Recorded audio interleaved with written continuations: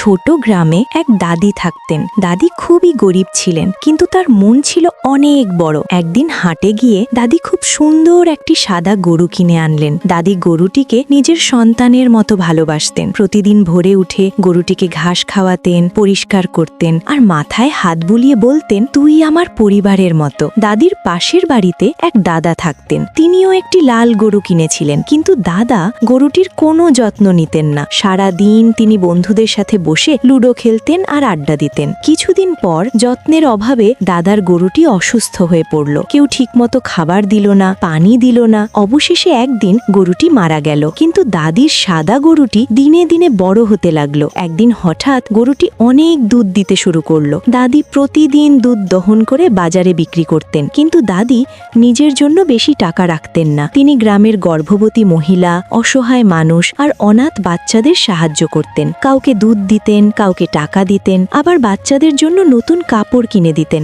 ধীরে ধীরে গ্রামের সবাই দাদিকে খুব ভালোবাসতে শুরু করলো। কিন্তু পাশের বাড়ির দাদা এসব দেখে মনে মনে হিংসা করতে লাগলো। তিনি ভাবলেন, এই গরুটার জন্যই দাদির এত নাম আর সম্মান। যদি এই গরু না থাকে তাহলে সব শেষ। এক রাতে যখন দাদি ঘুমিয়ে পড়লেন, দাদা চুপি চুপি দাদির উঠানে ঢুকলেন। তার হাতে ছিল একটি বিষাক্ত ইনজেকশন। তিনি ধীরে ধীরে গরুটির কাছে গেলেন এবং গরুটিকে ইনজেকশন দিয়ে দিলেন। গরুটি কষ্টে ধীরে ধীরে মাটিতে পড়ে গেল। এরপর দাদা দ্রুত সেখান থেকে পালিয়ে গেলেন। পরদিন সকালে দাদি ঘুম থেকে উঠে উঠানে গেলেন। তিনি দেখলেন তার প্রিয় সাদা গরুটি মাটিতে পড়ে আছে। দাদি দৌড়ে গিয়ে গরুটির মাথায় হাত রাখলেন, কিন্তু ততক্ষণে গরুটি মারা গেছে। দাদি বসে বসে কাঁদতে লাগলেন। গ্রামের মানুষ এসে দাদিকে সান্ত্বনা দিল, কিন্তু দাদি বললেন, আমি আমার গরুর জন্য কাঁদছি না, আমি কাঁদছি কারণ এখন আমি গরিব মানুষদের আর সাহায্য করতে পারবো না। দাদির এই কথা শুনে গ্রামের মানুষ খুব আবেগে কেঁদে ফেলল। কিছুদিন পরে গ্রামের মানুষ একসাথে মিলে